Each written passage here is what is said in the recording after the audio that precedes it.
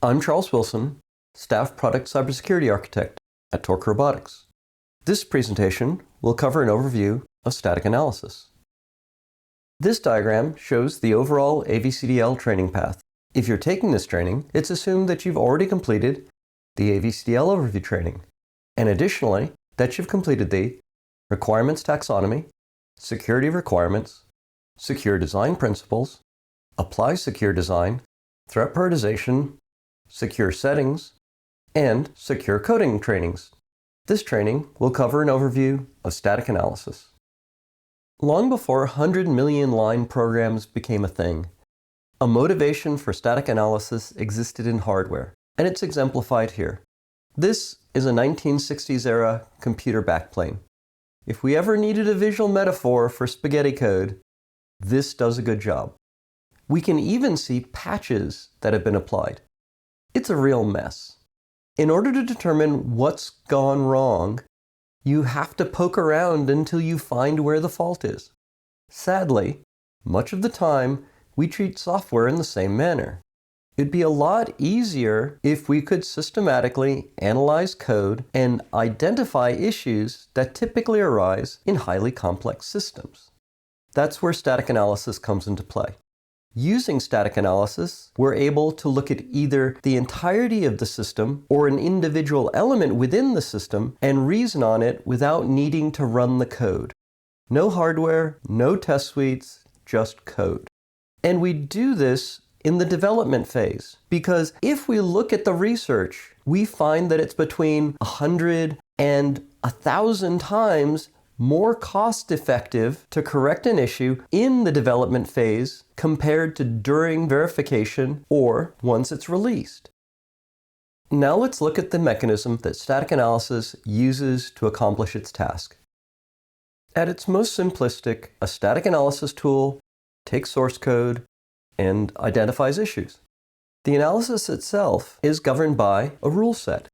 Because these rules are not restricted to the cybersecurity domain, it's important that the cybersecurity relevant rules be identified and enabled before a cybersecurity static analysis is performed.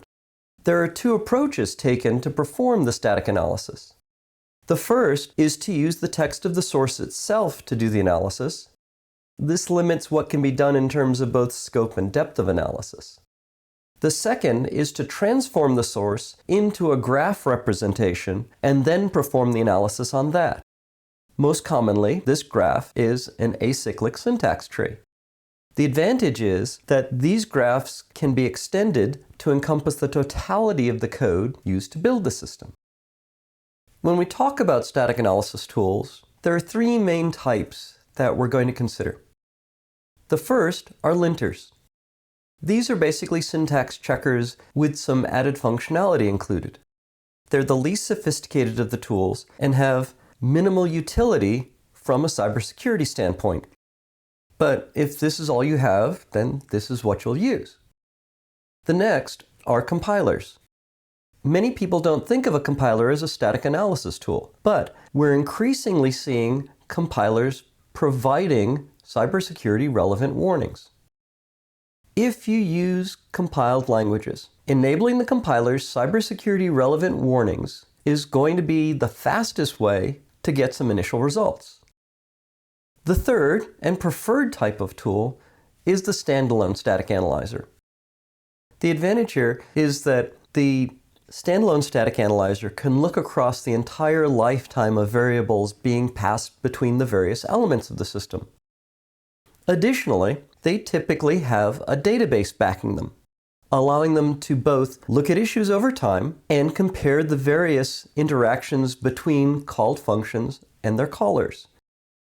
With the background material out of the way, we'll now look at the workflow involved in the static analysis process and then examine each of the activities it contains. The workflow for performing the static analysis process is broken down into three discrete activities. These are establishing the cybersecurity relevant settings, performing the analysis, and finally, conducting a triage of the issues identified by the analysis. Let's now turn our attention to each of the activities that go into the static analysis process. Our first activity in the static analysis process is that of establishing the settings we'll use. Now, the activity itself will include a development SME, cybersecurity SME, and DevOps SME. They're going to take the element, build file, and documentation, and establish a set of settings to be used. These will be put into an updated build file and produce a security options qualifications report. Now, if this diagram seems really information dense, that's because it's an encapsulation of the secure settings process. And we're not going to cover that in detail here. Additionally, because we're impacting the build, it's important to consider the execution time. The reason for this is that since static analysis is a part of the test suite to be executed, it may well be time-bounded. And so it's important to consider how much time bounding will impact the addition of the static analysis task.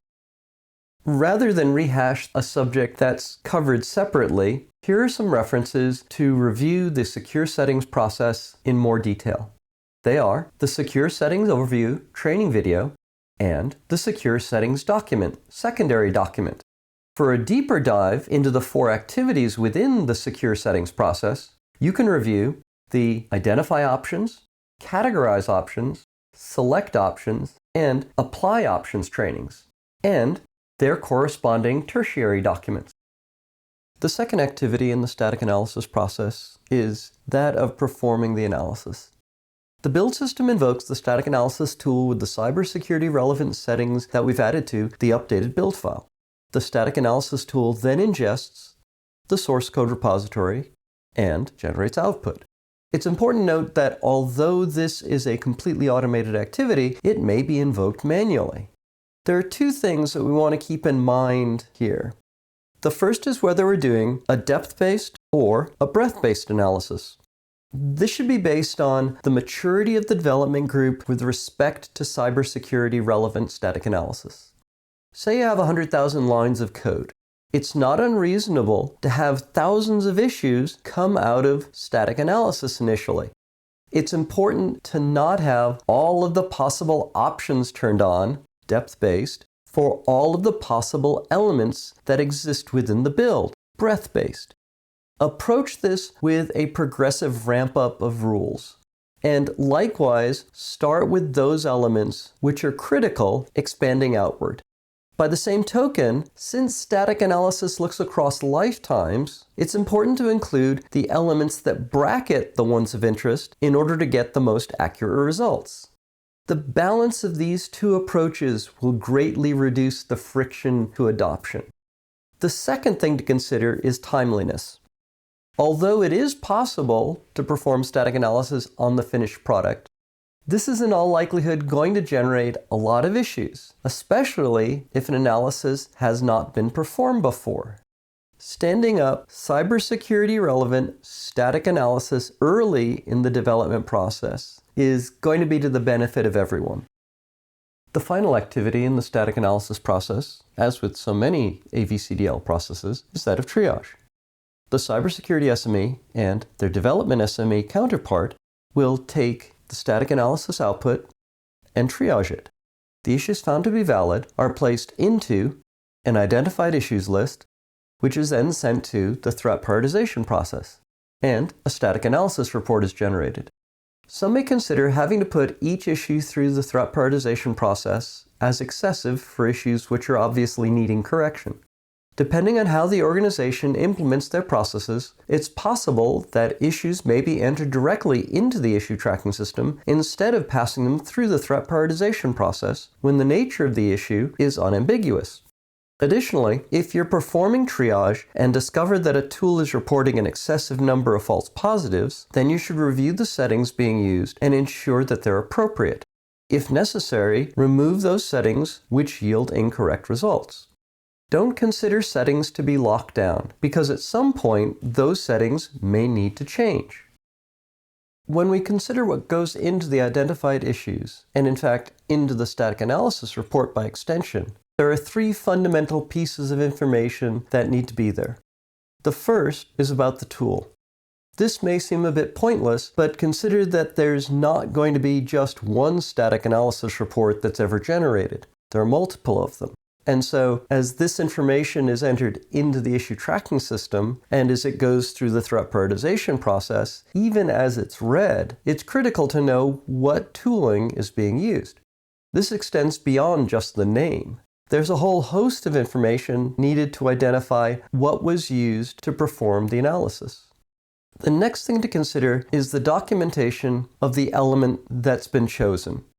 You may have gone through the process of deciding what the scope of the analysis is, but as it's conveyed from the static analysis process, it's important that it be documented in a way that allows others to easily locate it. And finally, we need the actual results.